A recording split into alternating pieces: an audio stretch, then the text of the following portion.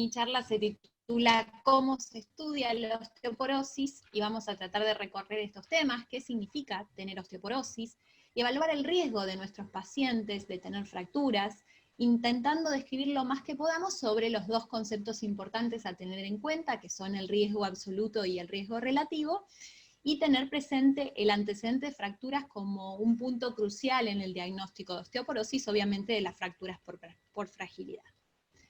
Entonces, cuando nosotros pensamos o hablamos con un paciente de osteoporosis o incluso con un colega, lo que se nos viene a la imagen es esto, este hueso de esta arquitectura alterada, pero queremos tratar de pensarlo desde un punto de vista más clínico y práctico que pueda llevarnos a abordar mucho mejor a nuestros pacientes. Entonces me gustaría que todo el mundo lo pudiera pensar de esta manera, que la osteoporosis es esa enfermedad que termina haciendo que 1/3 de las mujeres posmenopáusicas y que 1/5 de los hombres a nivel mundial presenten fracturas por fragilidad. Y esto es lo más importante y lo que queremos evitar. Si bien la arquitectura y toda la parte molecular es muy importante para nosotros para abordar los tratamientos, lo que queremos evitar es esto. Fíjense cómo tiene un enorme impacto. Solamente 1/3 de las fracturas vertebrales que se presentan llegan a tener a requerir atención clínica, pero con eso, incluyendo las demás fracturas, la osteoporosis representa más días de internación en hospitales que el cáncer de mama, que el 60% de las personas que se fracturan la cadera y sobreviven requieren asistencia para realizar actividades de su vida diaria al año, que solamente el 20% de los pacientes reciben la atención que corresponde después de haber presentado a un paciente, y el 80% o no fueron ni identificados o tratados después de hacer el diagnóstico, que las fracturas de cadera van a incrementarse muy significativamente entre 1990 y 2050, representando esto cada vez una carga más importante de salud pública y obviamente mucha más morbilidad, que se proyecta que la cantidad de pacientes en riesgo de fractura se duplique en solo estos próximos 20 años con respecto a 2010. Entonces todo eso es muy importante para tenerlo en cuenta y para ver la importancia de buscar este diagnóstico. Entonces, ya lo abordamos a la definición, pero vale la pena repetirlo, que la osteoporosis es una enfermedad esquelética difusa que se caracteriza por una disminución de la resistencia ósea y que predispone a un mayor riesgo de fracturas por fragilidad. Y si bien existe una definición operativa desde el punto de vista densitométrico, que es la presencia de un T-score menor a menos 2,5, digamos, el concepto que está por detrás y que está implícito en la definición es el riesgo de fractura. Entonces, en realidad, nuestro objetivo de intentar diagnosticar la osteoporosis es ver quiénes cumplen con la definición operativa, obviamente, pero también hacer una evaluación pormenorizada del riesgo de las personas para poder decidir a quién nos conviene hacerle una intervención terapéutica y ofrecerle un tratamiento, por ejemplo, más allá de las cosas que debemos ofrecer a todos los pacientes como son los tratamientos no farmacológicos. ¿Sí? Entonces, una cosa importante a tener en cuenta es que la definición operativa con el T-score se hace solamente para mujeres posmenopáusicas, en transición menopáusica y para los hombres mayores de 50. Es decir, el T-score sirve solamente en una pequeña proporción, o en la mitad de la población, solamente en los mayores. Entonces, vamos a ir atravesando este concepto de la estimación del riesgo de fracturas, hablando del riesgo relativo, abordando el tema de la densitometría, el TBS, los marcadores de remodelado y muchos otros estudios, y la idea del riesgo absoluto, que se evalúa con los calculadores de riesgo, entre los cuales hay muchos, e incluso se puede hacer también una estimación de riesgo absoluto en forma clínica. Entonces, ¿qué es la densitometría? La densitometría es un estudio que se realiza mediante rayos X y que nos permite estimar la masa ósea. Lo que hace es determinar una cantidad de mineral y procesar la información y decirnos cómo está distribuida en el área planar del estudio, y con eso nos da una densidad mineral ósea que está en gramos sobre centímetro cuadrado.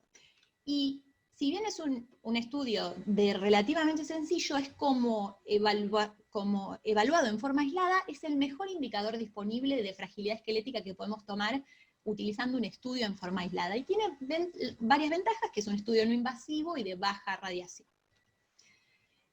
Este estudio tiene indicaciones precisas y debemos considerarlo en la en forma de screening a toda la población, en las mujeres mayores de 65 años y en los hombres mayores de 70, y en edades más jóvenes, desde la transición menopáusica o la posmenopausia, y los hombres a partir de los 50 que presenten factores de riesgo clínico que nos puedan permitir pensar que tienen baja masa ósea, como bajo peso, la utilización de medicamentos que disminuyen la masa ósea o de enfermedades que se asocian a baja masa ósea, de las cuales hablamos de varias y vamos a repetirlo a lo largo de esta charla.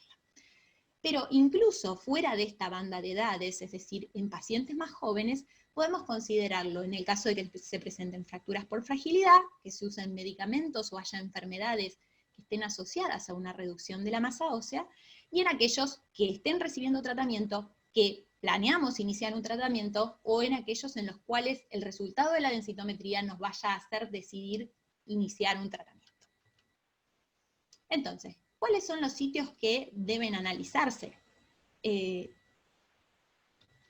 raquis lumbar, el fémur proximal, el radio distal y el cuerpo entero. Y les voy a traer unas imágenes para que los observemos, vean la imagen del raquis lumbar anteroposterior.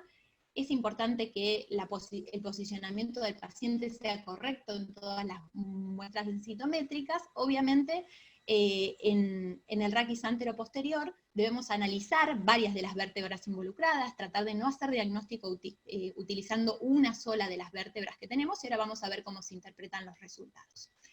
La densitometría del fémur proximal se realiza posicionando correctamente el paciente, para que rotemos la cadera y el cuello femoral se alinee con el plano de la camilla, y esta es una de las áreas cuyo análisis es más complejo, digamos, o cuyo posicionamiento es más complejo y suele tener bastantes errores en el posicionamiento, así que debemos interpretar las imágenes para asegurarnos que el posicionamiento haya sido correcto. El radio distal, vamos a analizar después un poco en quiénes podemos hacerlo, pero es una densitometría periférica que se puede utilizar en los casos donde las otras no estén disponibles o en algunas ocasiones especiales. Y el análisis del cuerpo entero lo traigo para que lo mencionemos, porque en realidad no es un sitio validado para hacer el diagnóstico de osteoporosis en las personas adultas, pero es un estudio que da mucha información cuando queremos hacer el análisis de composición corporal. Entonces, para los colegas que no están tan familiarizados con el pedido de la densitometría de cuerpo entero no es más aconsejable que las demás por hacer una toma del cuerpo en forma total, sino que es un peor predictor del riesgo de fracturas. Entonces, la sugerencia es analizar el raquis lumbar y el fémur proximal en todos los pacientes que tengan indicación de realización de densitometría. Y el antebrazo, utilizarlo solo en los casos en que los demás sitios no puedan medirse o analizarse. Es muy frecuente la presencia de artrosis a nivel lumbar, o fracturas a nivel vertebral lumbar, o osteosíntesis en casos de pacientes más complejos, o en el caso de una fractura de cadera previa que también el material de osteosíntesis nos impide utilizar el área. En ese caso conviene tener complementado el estudio con un análisis de antebrazo, y también está aconsejado realizarlo en el hiperparatiroidismo porque es un sitio muy fidedigno para evaluar el impacto de esa patología. Entonces, como les comentaba recién y lo reitero, la densitometría corporal total no es un lugar donde podamos hacer el diagnóstico de osteoporosis y nos permita hacer una correcta predicción de fracturas, pero sí para hacer el análisis de composición corporal. Bueno, entonces, ¿qué es lo que nos dice la densitometría? La historia de la masa ósea del paciente implica que durante su crecimiento en la infancia y la adolescencia aumenta la masa ósea, en general se sostiene alrededor de su pico entre los 20 y 40 años, y a partir de allí comienza una pérdida que en las mujeres en general tiene una pendiente más pronunciada en relación a la menopausia. Entonces, cuando nosotros miramos nuestra densitometría, en realidad lo que estamos tratando es de comparar a nuestro paciente, que en general, dadas las indicaciones habituales de la densitometría, es una persona o posmenopáusica o mayor de 50 y en ocasiones mucho más, lo comparamos con las personas jóvenes de su mismo sexo y de la misma raza. Entonces, el rango de edades que tomamos, que toman la mayoría de los equipos, es entre 20 y 40 años. Entonces, calculan el promedio de densitometrías de esto que está guardado en una base de datos en el equipo y comparan cuántos desvíos estándar se desvía nuestro paciente en relación al promedio de estas personas jóvenes, ya sea en más o en menos. En general, los pacientes a medida que va transcurriendo la vida tienen menos densidad mineral que estos y los vemos hacia este lado. Entonces, cuando tienen hasta un desvío estándar por debajo del promedio de los jóvenes normales, consideramos que esta es una densitometría normal.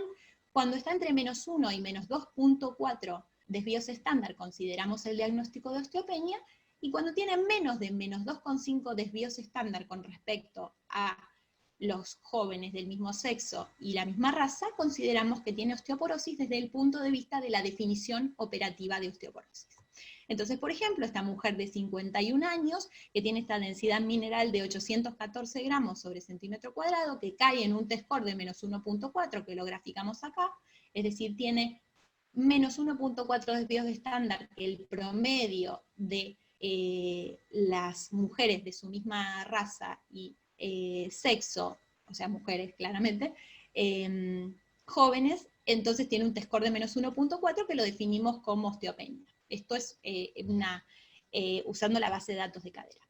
Pero también podemos ver cómo se comporta con respecto a las mujeres de otras edades, de su propia edad, perdón, y eso es el Z-score, ¿sí? El Z-score en este caso, comparando la cadera de esta mujer, el cuello femoral, estaba 0.7 desvíos estándar por debajo de las mujeres de su misma edad. Entonces esto nos da una idea de si el compromiso que tiene la persona está más bien relacionado con el transcurso del tiempo, mirando el T-score, o si tiene una patología extra asociada observando el Z-score. Bien, entonces, ¿cuál es el diagnóstico final de una densitometría cuando nosotros la realizamos? Es solo uno. Entonces, para las mujeres posmenopáusicas y los hombres mayores de 50 años, el diagnóstico es normal, osteopenia u osteoporosis, y está guiado en el peor de los sitios evaluados de estos tres, que solamente podemos utilizar para el diagnóstico: el cuello femoral, el fémur total, que incluye toda este área, el raquis lumbar o el radio 33. Entonces, ¿qué quiere decir ese resultado de la densitometría que se hizo la paciente? Justamente habla del riesgo relativo, es decir, si una persona tiene la densitometría en una peor condición que otra de la misma edad y el mismo sexo, obviamente su riesgo de fractura es mayor. Entonces, acá lo que podemos ver es que por cada desvío estándar con respecto a las personas jóvenes, del T-score que pierda de DMO, aumenta el riesgo de fractura. Y fijémonos, por ejemplo, que cuando medimos en el raquis lumbar, el riesgo de fractura de la columna es el que más se correlaciona con eso. Es decir, el riesgo de fractura que nos predice una densitometría empeorada es un mejor predictor en la columna, pero veamos cómo los sitios validados para el diagnóstico de osteoporosis son los sitios que utilizamos, ya que pueden predecir el riesgo de fractura a nivel global de columna o de cadera, que son los sitios de fracturas por fragilidad más importantes. Entonces, a peor T-score, aumenta el riesgo relativo en cada uno de las fracturas que estamos evaluando. Pero, ¿qué quiere decir tener osteoporosis u osteopenia? Las personas con osteopenia no se fracturan. Y esto no es así. En realidad, cada T-score que nos alejamos de la media implica cada vez más riesgo. Y esta gráfica nos hace entender un poco que cuando miramos la cantidad de fracturas que ocurren en la población, la gran mayoría ocurren en el rango de osteopenia, y esto está relacionado con que la mayoría de la población está en osteopenia. Entonces, fíjense, en este lado vemos la tasa de fracturas y marcado en rojo por cada T-score de densitometría, desde 1 hasta menos 3,5. Entonces, tanto peor es el T-score, mayor es la tasa de fracturas. Pero siendo que la mayor proporción de la población se encuentra con densitometrías en rango de osteopenia, la cantidad de fracturas es mucho mayor en este grupo. Esto nos alerta de que no podemos considerar que excluir el diagnóstico de osteoporosis por densitometría implica excluir que nuestros pacientes se encuentren en un riesgo real de fracturas. Y eso nos lo muestra un poco también esta imagen, donde vemos estratificado por edades y por valores de densitometría la probabilidad de fracturas, y vemos que a medida que empeora el test score, el riesgo es mayor, pero a su vez eso también cambia con la edad. Esto nos dice, no es lo mismo la densitometría de una persona de 80 que de 40 años, y creo que eso lo tenemos que tener muy en mente a la hora de pensar el abordaje de cada caso. Por otra parte tenemos esta herramienta que se llama TBS, que viene a complementar de alguna manera la evaluación de riesgo relativo de la densitometría. En este estudio lo que se hace es tomar la imagen densitométrica y hacer una extrapolación de la dispersión del color, el variograma de colores que tiene la densitometría. Entonces el software hace como un análisis pormenorizado de la escala de grises en el interior de cada una de las vértebras y se fija cómo se distribuye el mineral. Si ese mineral se distribuye en forma homogénea, el valor de TBS que obtendremos será un valor alto y esto habla a favor de una mejor calidad esquelética.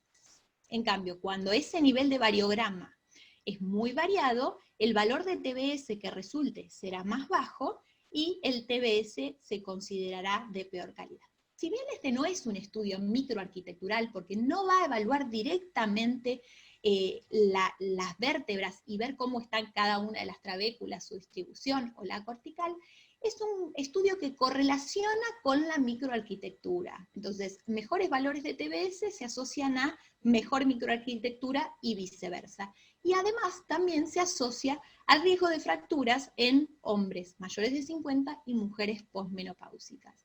Y sirve para mejorar la predicción de riesgo de fracturas, que se realiza tanto con la densitometría como con el FRAX, que es una herramienta que vamos a ver más adelante.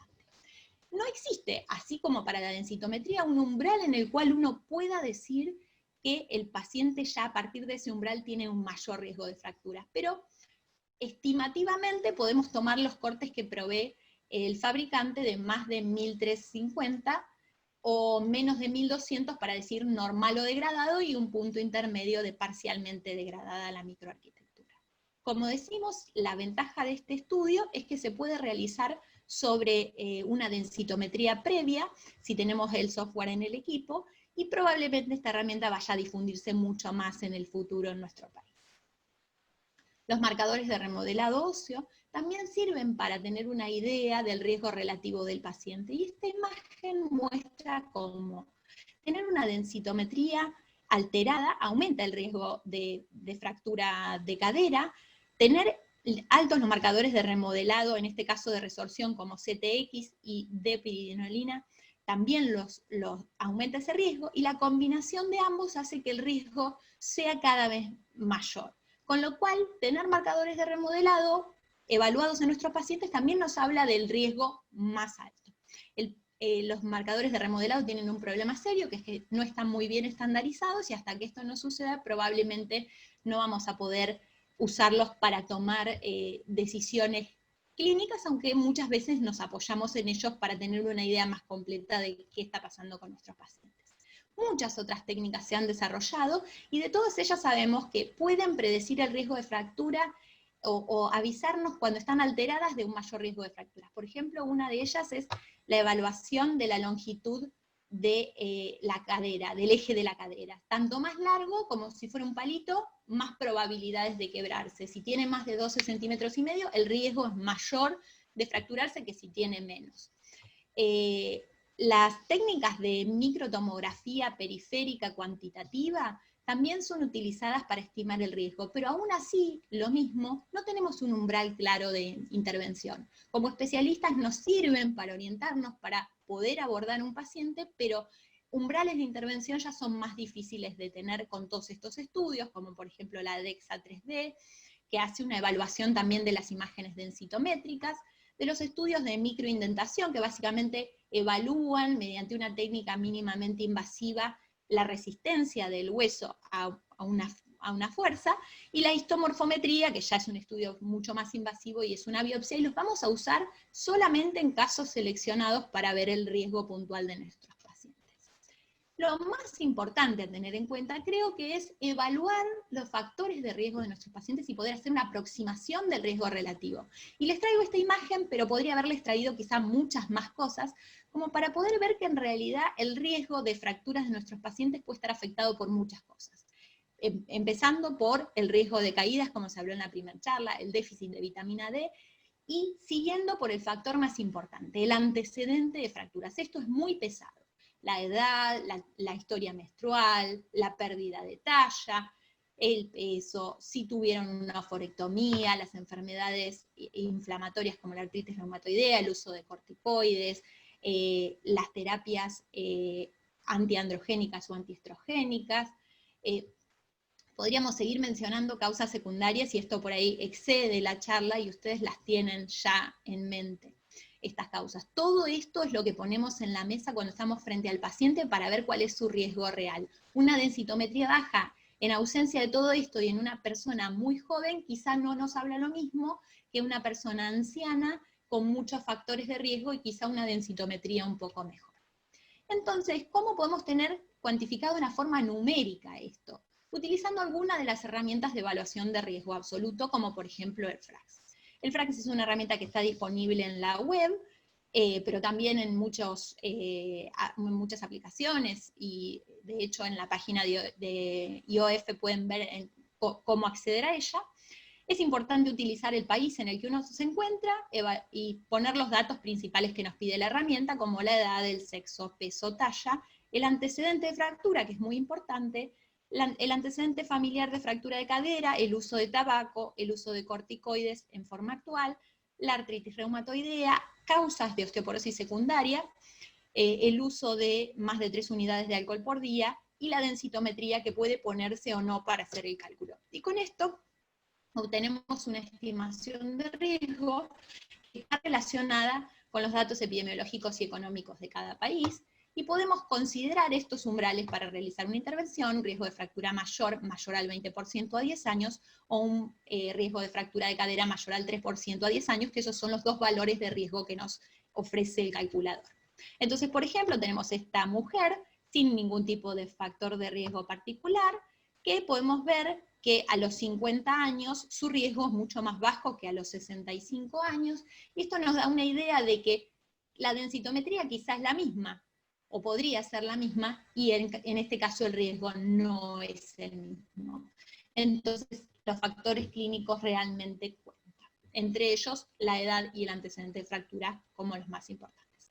Y teniendo en cuenta el antecedente de fracturas, debemos buscar la presencia de fracturas vertebrales, ¿sí? Que en muchos casos pueden haber sido clínicas, porque 1/3 se presentan con algún tipo de clínica, pero otras no, y simplemente se ven como alteraciones en la forma de las vértebras, y debemos buscarlo porque pasan desapercibidas, dan morbilidad y riesgo de nuevas fracturas. Por ejemplo, acá, en este caso, vemos esta fractura vertebral que es muy evidente en la resonancia, pero si no las buscamos, a veces cuando son asintomáticas no vamos a poder encontrarlas. Como les quería mostrar este estudio, que es un estudio de la prevalencia de fracturas que se hizo aquí en Capital, y muestra que las fracturas vertebrales ya son frecuentes en las mujeres de entre 10 y 59 años, y fíjense, en las más ancianas, 1 de cada 4 puede llegar a tenerlas. Entonces hay que empezar por acá, por la prevención secundaria, y también por capturar los pacientes que ya han tenido fracturas antes que a ningún otro. Entonces, ¿qué hacemos para los pacientes, para todos los pacientes que se nos presentan? Evaluar el riesgo. Y a los que están en riesgo, podemos proponerle la realización de una densitometría de columna y fémur proximal, las radiografías, un laboratorio, y considerar eventualmente la derivación al especialista y el tratamiento con drogas osteoactivas, y para todos ellos el tratamiento no farmacológico y la suplementación de vitamina D. Bueno, entonces para concluir, puedo decirles que la densitometría es una herramienta útil para la evaluación del riesgo relativo, pero que FRAX nos va a permitir estimar mucho mejor el riesgo absoluto de nuestros pacientes y decidir cuándo intervenir, y que el antecedente tanto de fracturas clínicas como de fracturas vertebrales implican un mayor riesgo de fracturas, y la valoración de este riesgo nos va a permitir decidir a quiénes tratar y quiénes se pueden beneficiar a largo plazo.